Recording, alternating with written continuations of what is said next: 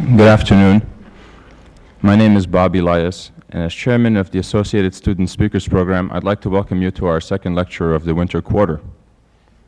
Today we have with us Assistant Secretary of State for Near Eastern and South Asian Affairs, the Honorable Joseph J. Sisco.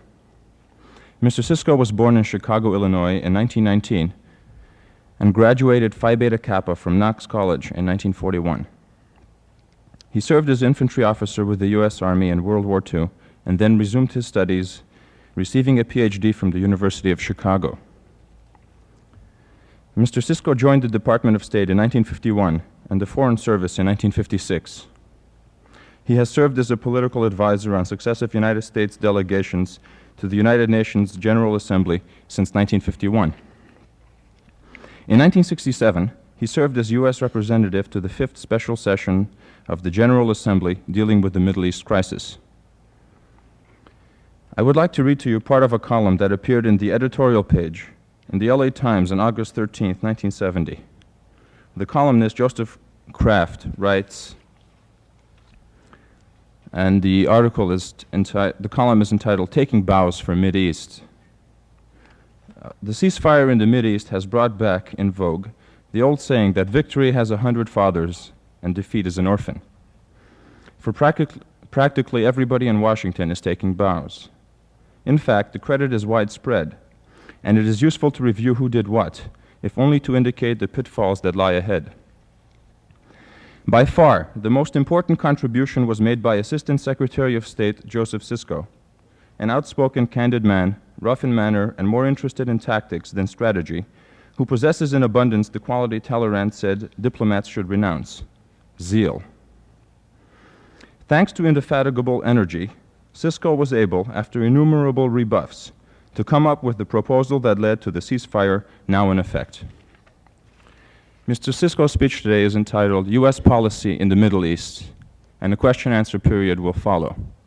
It gives me great pleasure now to introduce the Honorable Joseph J. Sisco.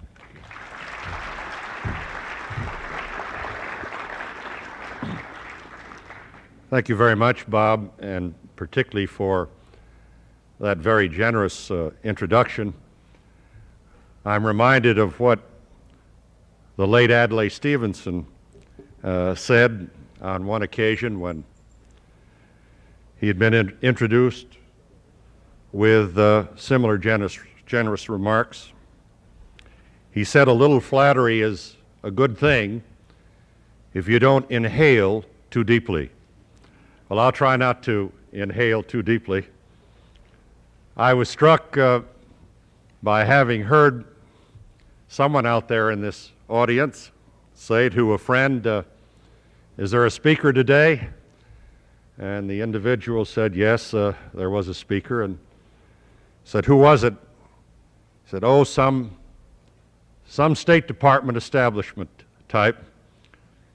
I would only say to you, don't be fooled by this pinstripe suit. I'm very pleased to be here, and I'm going to be very, very brief for one reason.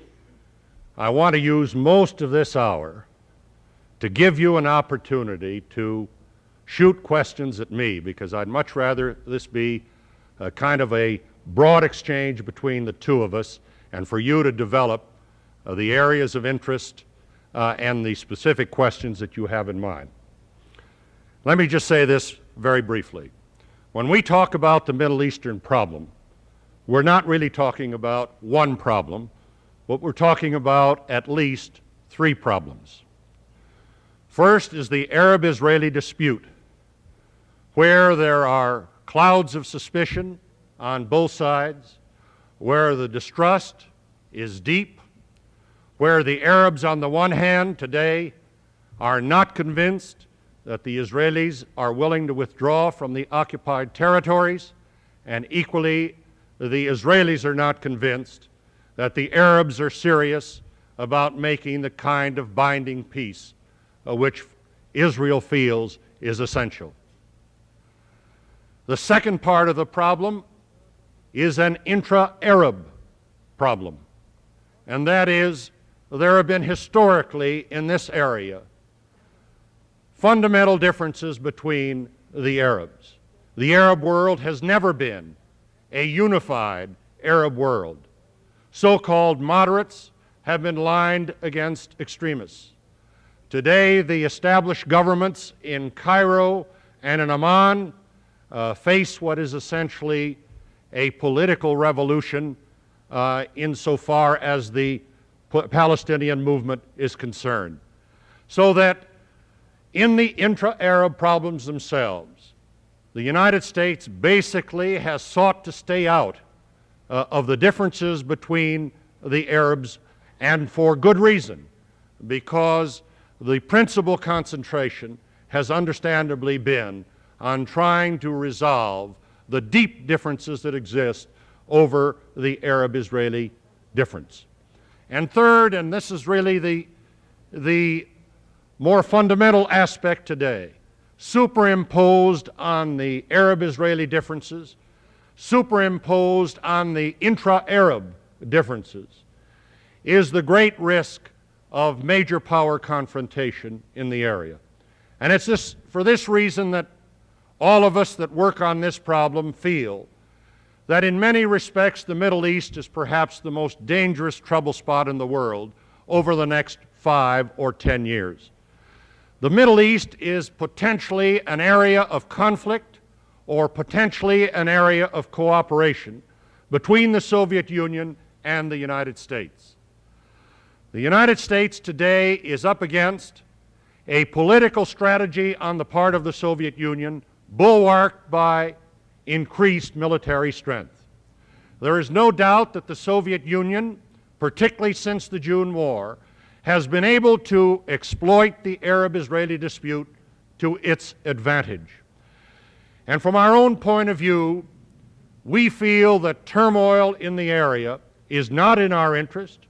We feel that turmoil in the area carries with it the inherent risk that if there are fundamental differences that ensue, that this could draw the major powers into a situation, even though neither side would want this to occur.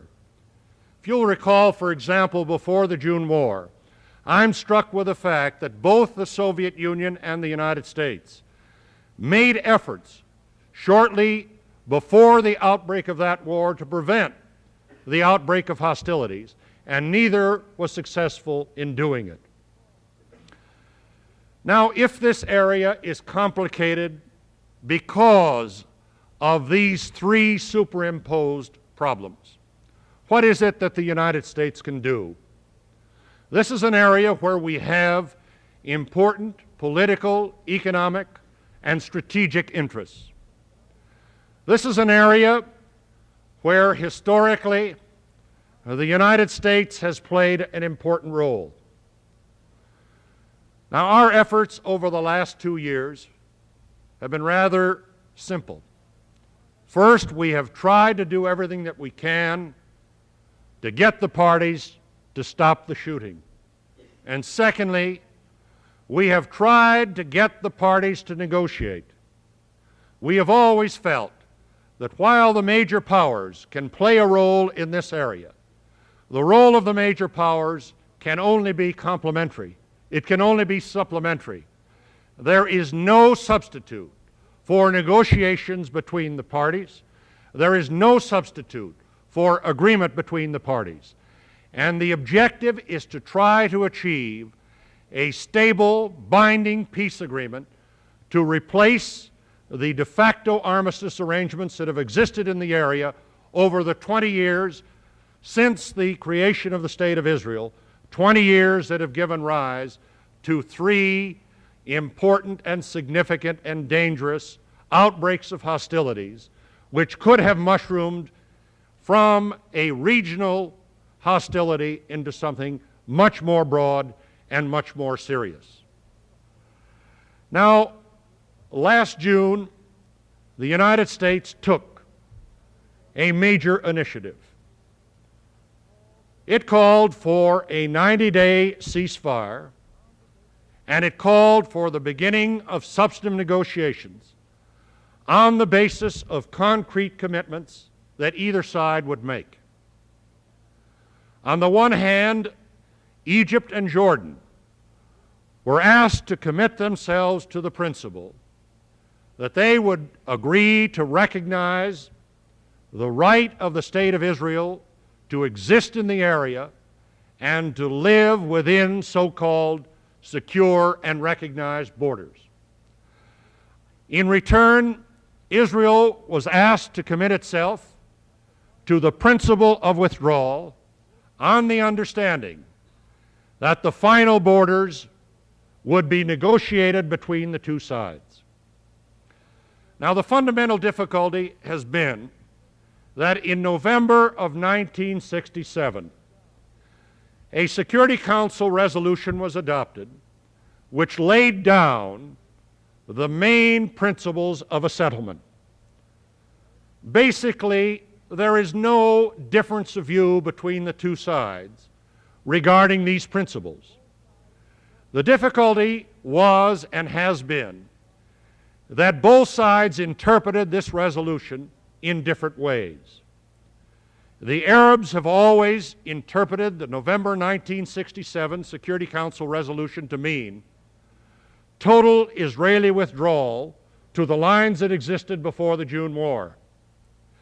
The Israelis, in turn, interpreted this resolution to mean the establishment of a binding peace agreement between the two sides, the acknowledgement of the principle of withdrawal, but on the understanding that the borders and the other elements of a solution would have to be the subject of a binding agreement between the two sides.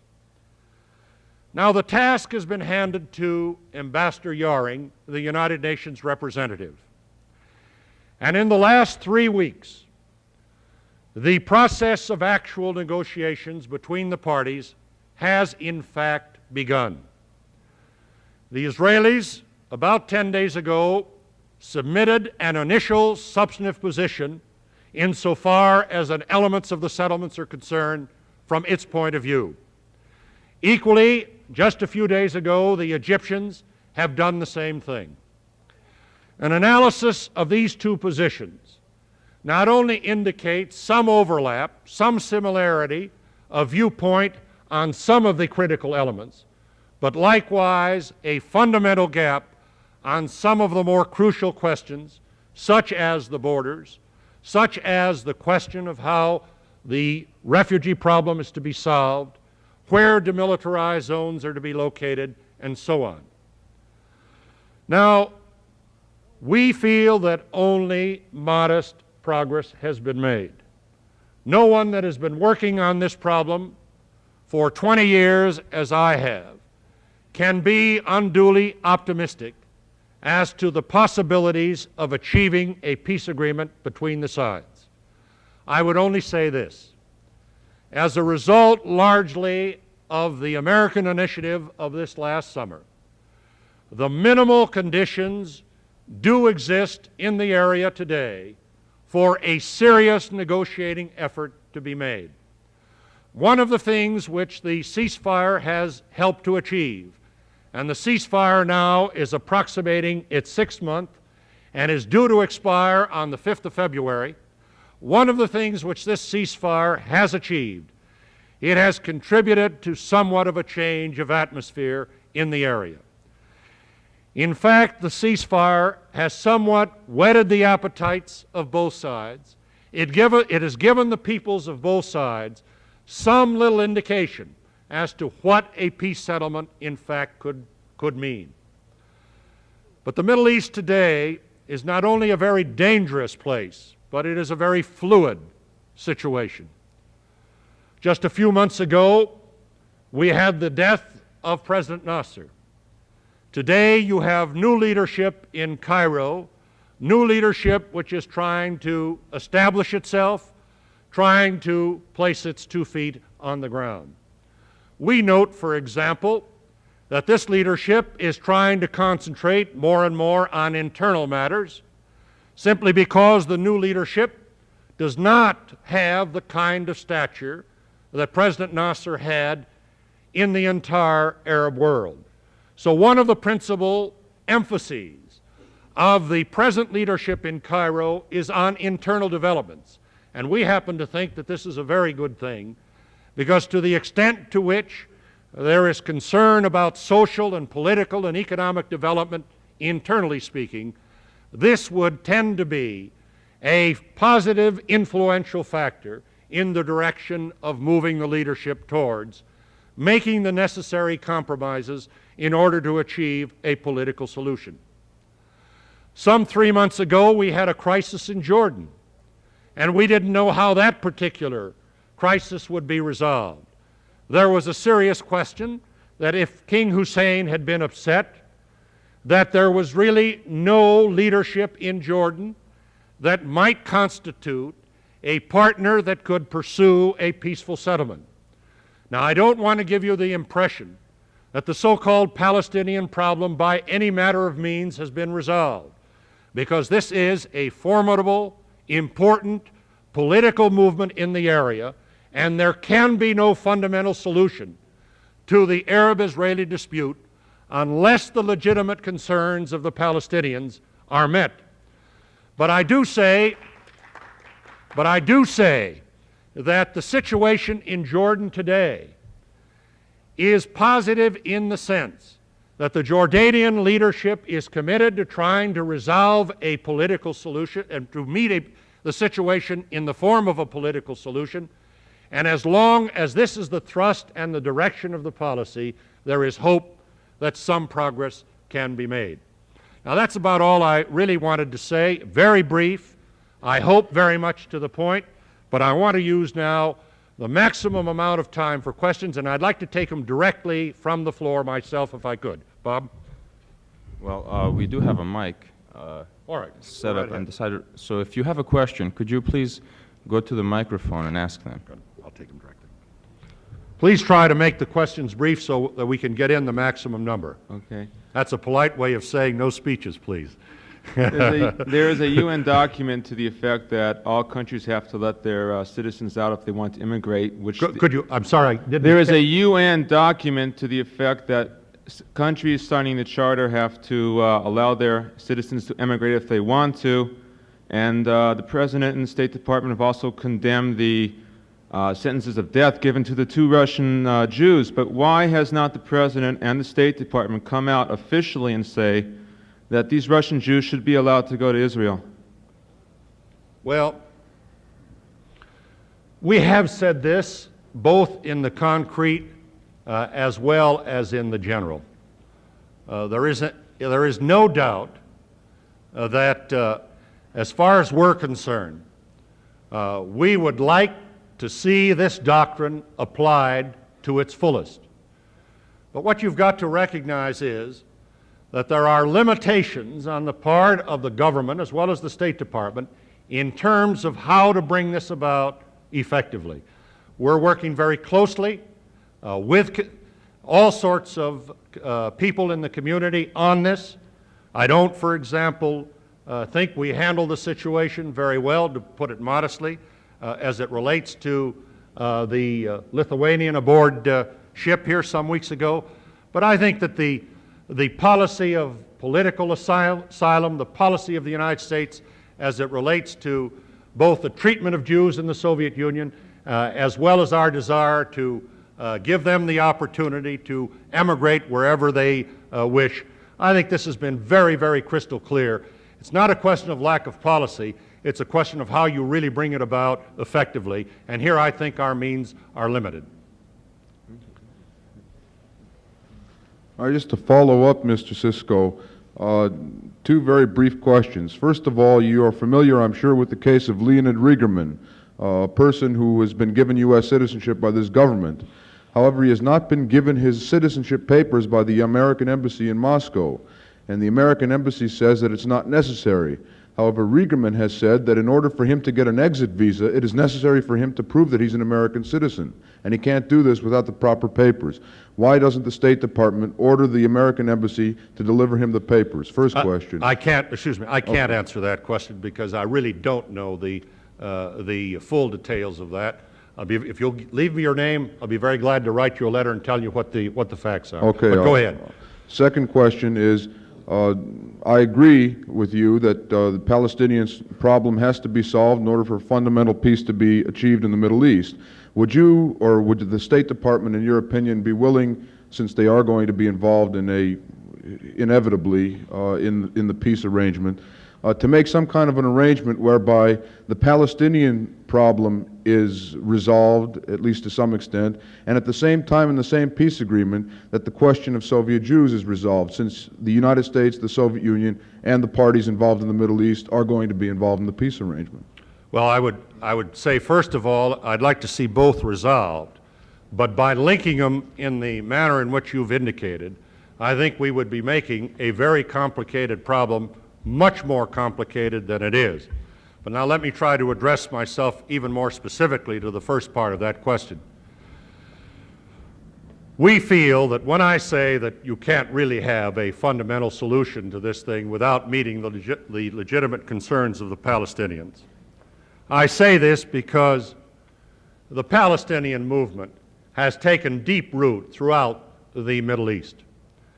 Now, in what form this is going to be resolved is much more difficult to say, and for this reason. The Palestinians themselves are terribly divided. As you know, you've got an overall umbrella organization called the Palestine Liberation Organization. Within the framework of that Palestine Liberation Organization, at the last count, there were at least 12 groups, more or less 12 splinter groups, with perhaps the Arafat group being the largest and perhaps the most representative. Now, the difficulty with the Palestinian movement has been this. There are just differences of view as to what the answer is. Some of the people feel a solution is not possible by peaceful means. Others feel that a solution is possible by peaceful means, but they have different ideas as to what the ultimate solution are. For example, some would feel that the only answer is some form of a Palestine entity. If that is the case, where should such a Palestine entity be located? In the West Bank? In Gaza? Should it be within the framework of the state of Jordan, or should it not? Should it be under the umbrella of the Hashemite kingdom and King Hussein, or should it not? So I would say that before the Palestinian movement itself can have a decisive effect on the nature of the settlement, I think there's going to have to be much more unity about what the Palestinians themselves want. Next question. Yes, today there are two kinds of power in the Middle East, economic power and military power. Now, the United States and the Nixon administration has a policy of keeping a balance of power.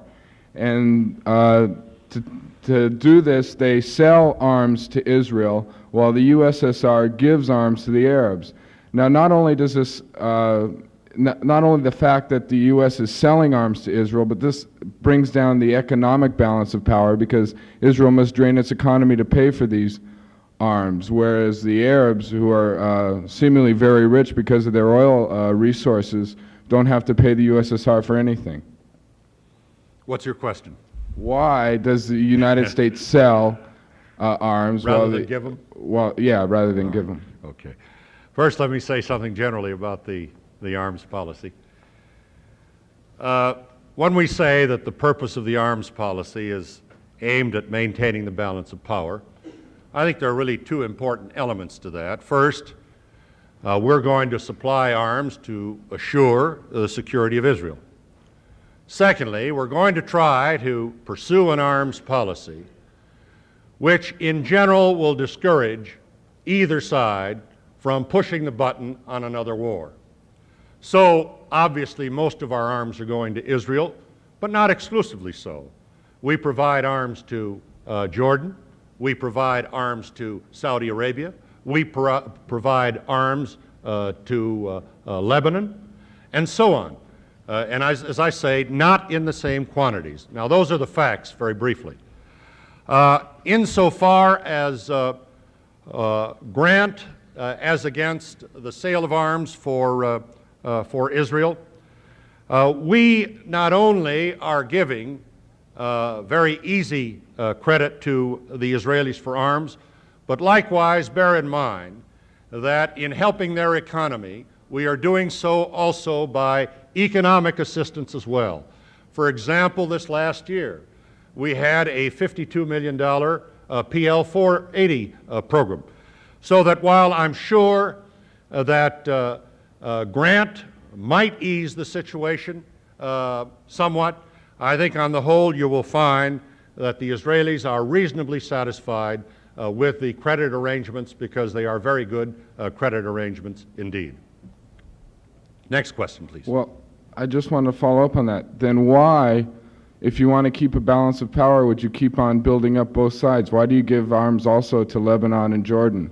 Well, for the simple reason that by supplying, first of all, the magnitude of arms to Jordan and Lebanon and Saudi Arabia on the one hand, as against Israel, is not really the critical element in the balance. The critical element in the balance is the one that you yourself cited a moment ago, namely, what are the Russians giving on the Egyptian side as against what are we giving on the Israeli side. There is the critical element of the balance, and what we give to the Israelis will be more decisively influenced by what we think is necessary in order to maintain the balance vis-a-vis the commitments of the Soviet Union to Egypt, whereas really the arms that we're giving to Jordan are primarily in order to help the king meet his internal situation. The arms that we're giving to Lebanon, again, is primarily to meet their internal situation, likewise Saudi Arabia. So you've really got to distinguish the purpose of arms in this respect, because the key ones are Egypt and Israel. Next question, please. Go to the end of the line. Next gentleman.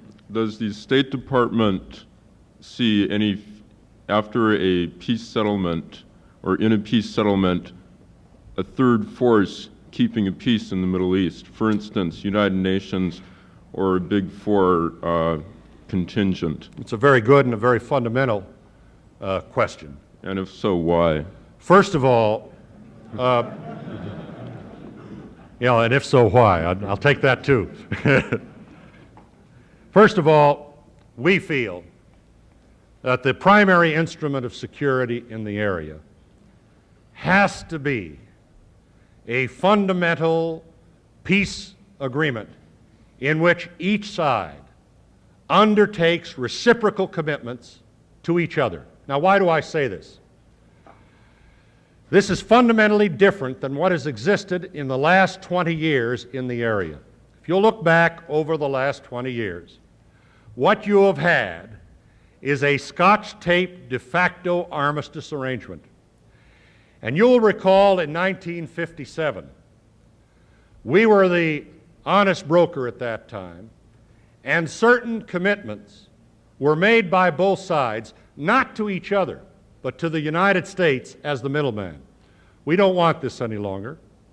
What we want is a bona fide peace agreement in which Egypt commits itself to Israel, Israel commits itself to Egypt, so that there won't be any misunderstanding and each signs on the dotted line. That's the first point.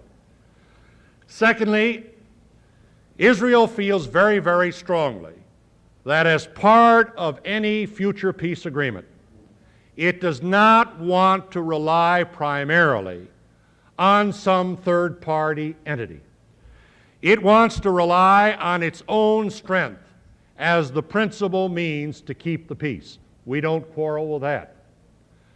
Third, we do feel, however, that international guarantees and possibly international peacekeeping forces can be helpful, not in place of a binding contractual peace agreement, not in place of the parties relying on their own means, but something which is supplementary, something that adds something politically, psychologically, and practically in the sense of peacekeeping operations on the ground itself.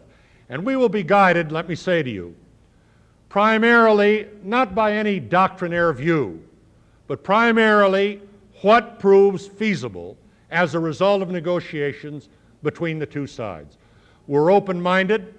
about the notion of a UN peacekeeping force, provided the parties are willing to agree to such a force in principle, provided they're willing to agree as to where so-called demilitarized zones should exist, provided they're willing to agree as to where such a force should be located. Well, I've convinced one man. I thank you very much. I'm making headway. Yes. When Israel accepted the standstill ceasefire, Right. it relied on a guarantee, a U.S. guarantee, Right. that the U.S. would not allow either the Soviet Union or the UAR to take advantage of the ceasefire. Well, when the Israelis presented evidence of Egyptian violations, the first U.S. reaction was to deny the allegation. Not quite, And but sorry, go after ahead. they denied it, Right. when they finally substantiated it, they failed to take any effective action that drew back the missiles from the canal. I have two questions in regard to this. One, what kind of reliance can Israel now put on any type of U.S. guarantee? And two, why was U.S. so ineffective in bringing any type of influence to bear on either the UAR or the Soviets to abide by a guarantee that the U.S. originally gave? All right. I think I can address myself to that in a very specific sort of way. Let me try to give you a little of the details that perhaps some of you really don't know about. First of all, as part of the ceasefire, as you've indicated, and I hope you'll forgive me, I'm going to take a couple of minutes on this because this is really a very, very critical series of questions that you've asked. As part of the ceasefire, there was embraced the concept of the standstill. And what that meant in very simple language was that neither side would try to use the 90-day ceasefire to try to improve its position militarily. Now, the ceasefire went into effect on midnight, August 7th. Our intelligence and Israeli intelligence indicated shortly thereafter violations. We were not certain how much movement had occurred before the actual deadline at midnight, and we were not certain as to how much movement had occurred after the particular deadline. So when we examined the evidence with the Israelis, I might add, we made our first public statement on this on August 19th. Now, that's about what, 12 days. During that 12-day period, we were very busy diplomatically in trying to put a stop to the violations of the ceasefire. On August 19th, our public statement said, we think there's been some movement beforehand, some afterwards, but our evidence is not conclusive. Now, we did not deny the Israeli allegations. What we said was we were not absolutely certain of our evidence, and there was good reasons to why we were not certain of our evidence. We then continued our efforts unsuccessfully. You're quite right in that regard. And on August 30th, we made a public statement saying categorically, these are violations, here is what has occurred.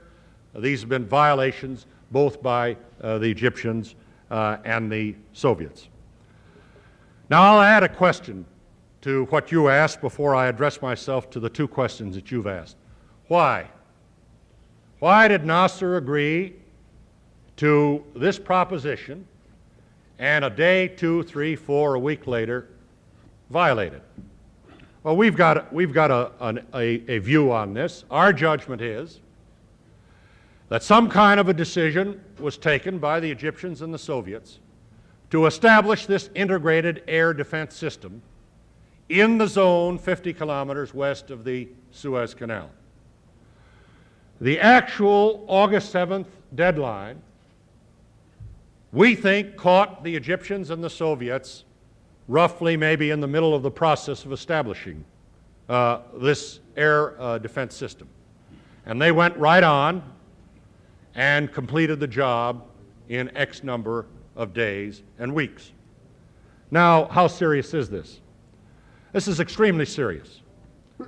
It's extremely serious, not so much because the establishment of the missile system has affected the balance in any serious way, militarily speaking, because we frankly have rectified the situation militarily by what we have been supplying Israel since the violations of the ceasefire standstill have in fact been established. And on this, I think the Israelis would not quarrel with the United States. I think they would agree that fundamentally they are no worse off today militarily than they were before the violations. But that, as serious as that might be, I think it's much more serious in the political psychological framework.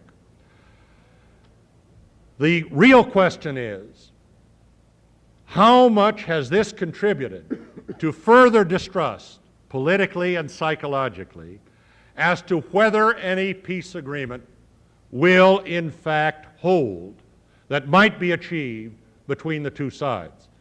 So it's added to the amount of distrust between the Arabs and the Israelis. But I go further. I think it's also at least equally serious in the overall relations between the United States and the Soviet Union. We do not accept the Soviet argument of non-responsibility. We are satisfied that the Soviet Union accepted both the ceasefire and the standstill. We are satisfied that Egypt could not have violated the ceasefire standstill without the knowledge and the complicity of the Soviet Union. Now, what's the lesson to be drawn from this? The lesson to be drawn from this is that any peace agreement that is achieved between the two sides has to be the kind where each side can rely primarily on its own means to assure that that peace agreement will be maintained, and to try to create the conditions to where it is most advantageous for both sides, and there is a mutual interest for both sides to maintain whatever agreement is achieved. Now, this is very easy for me to say, but it's pretty tough to achieve. Next question. My question concerns the nature of the American commitment to Israel, if any. Seems to me right now it's a very ambiguous commitment. It isn't even as definite as the commitment that Chamberlain and Daladier had towards Czechoslovakia and managed to bug out when Hitler. We're in a similar position, it seems to me, vis-a-vis Russia. Now, is there any kind of a commitment at all? Could you give any shed any light on this ambiguous commitment idea to Israel? I would agree with you that it is ambiguous. And you know, really the word commitment is probably not reflective of what the situation is. From a legal point of view, and I'm being very strictly legalistic at this moment, obviously there is no legal commitment in the sense there is in the NATO alliance, where an attack on one is an attack on all, or any of the other alliances that the United States has strewn all over the world. I'm not so far away from UCLA, fellows. You might think that the State Department is an ivory tower, but you may be surprised. But let me go on, because I think this is very important.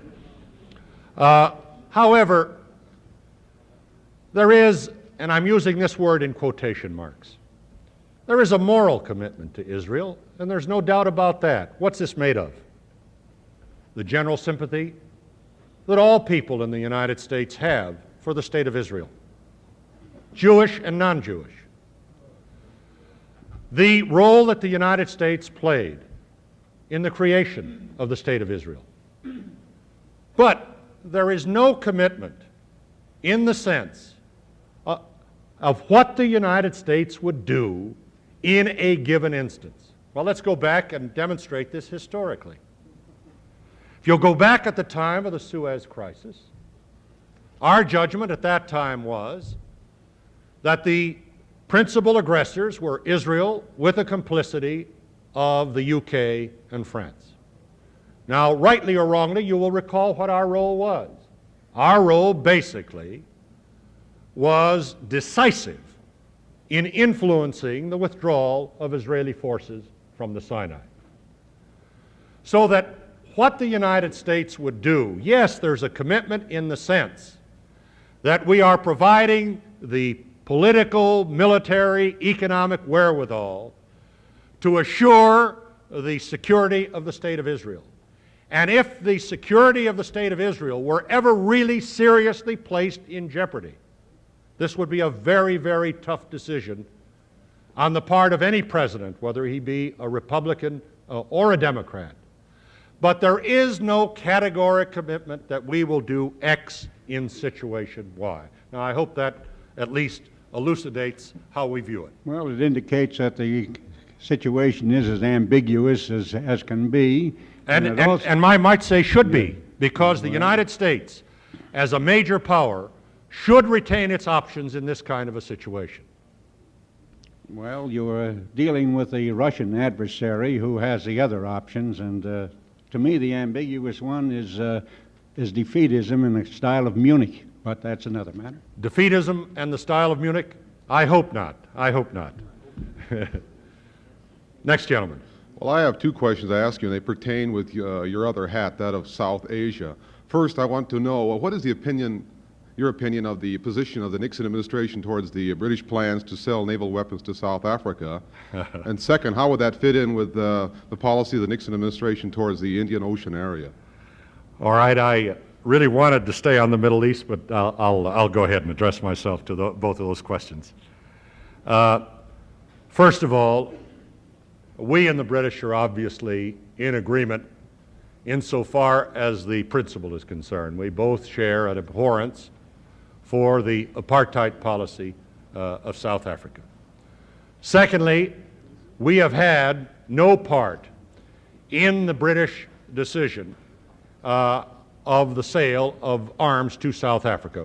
We ourselves, as you know, maintain the embargo. This is a decision which the British themselves have taken, and we have not, frankly, sought to influence them one way or another. Now, insofar as the Indian Ocean is concerned, we would like to see, frankly, the Indian Ocean free of major power conflict. The fact of the matter is that the Soviets today do have a certain marginal naval capacity which remains readily available for use in the Indian Ocean. At the moment, the Suez Canal is closed, as you know. This is an inhibiting factor on Soviet naval movements because if the canal were open, obviously they could go through the canal, through the Persian Gulf, onto the Indian Ocean. So the capacity of the Soviet Union through naval power to influence the situation in the Indian Ocean, in our judgment, is marginal. And I would say that our own interests in the Indian Ocean are marginal. In this sense, the principal interest that we have in the Indian Ocean is to assure freedom of communications, freedom of passage, economic transport, to be sure that we can move around and the free world can move around in any way it sees fit. And I think that in this respect, not a great deal of an American presence is required. I think obviously there's got to be some American naval presence, but I think this is an area which is on the other side of the world. I happen to be a student of Hans Morgenthau. I do believe in the concept of gradation of interests insofar as the United States is concerned. I don't think every place in the world is of equal interest to the United States as other places in the world. And therefore, I think that we've got to view our policy in the Indian Ocean within the strict confines of the marginal interests that touch upon the United States. Yes. All right. I'm told I've got time for two more questions. Yes, you explained the Palestinians as being an important political force in the Middle East today, but you went further to say that the group Al-Fatah is representative, or one of the most representative of the groups.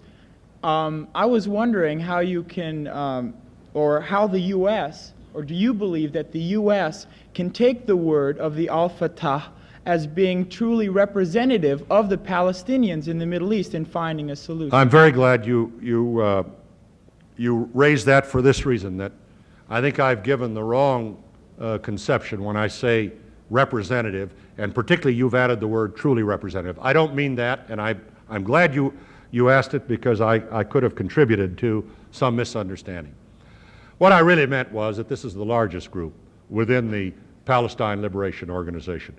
Frankly, we don't maintain that any of these Fedayeen, whether it be Fatah or George Habash's group, the Popular Liberation Front that caused all the difficulties on hijacking, we don't think any of these guerrilla fighters are truly reflective of the broad Palestinian movement in the Middle East. And I thank you very much for raising this question, because thank you. I think a misconception would have resulted.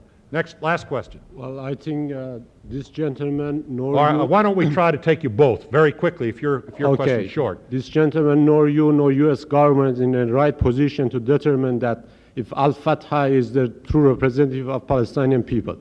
Now, going back to my question, I would like to ask you, what is the justification and rationalization of U.S. imperialism to support such a repressive regime as the Shah of Iran in Iran? First of all, you know, I've been working in this field of foreign policy for a little over 20 years. And wouldn't it be wonderful if everything in the foreign policy field could be solved on the basis of principle? Now, you're going to feel that what I'm about to say is somewhat cynical. The difficulty is that normally in most of these problems, whether it be Iran, and I'll say a word on this in a moment, the Arab-Israeli dispute, there are conflicting principles that are involved. Most of the time, if you approach it from the point of view of who is right and who is wrong, you normally find at least two rights and two wrongs that are involved. So what I'm trying to suggest to you is that the question of principles, as desirable a guideline as they should be in the solution of any foreign policy problem, the fact of the matter is that unfortunately one has to address these things on the basis of what is practically possible, the art of the possible, and what can we do in the selection of what sometimes is the lesser of two evils. I would make no claims that the present regime in Iran is anything other than a monarchy that resides primarily in the hands of the Shah, and that it is not democratic in the sense that we as Americans would understand democracies. And of course, there are many other cases in the world.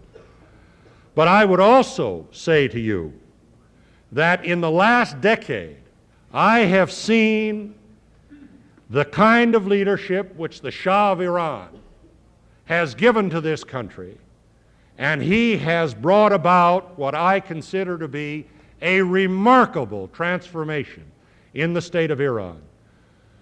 The plight of the average man has improved 100-fold. He has eliminated much of the corruption. He is bringing social reform and political reform to the people.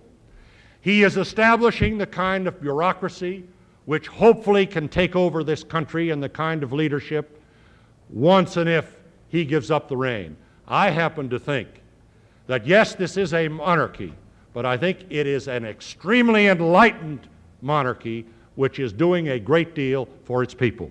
I thank you very much. I've enjoyed this. I think the questions have been very good indeed. I don't claim to have answered all of your questions or to have convinced any of you, but nevertheless, I've tried to give it to you straight from the shoulder. Thank you very much.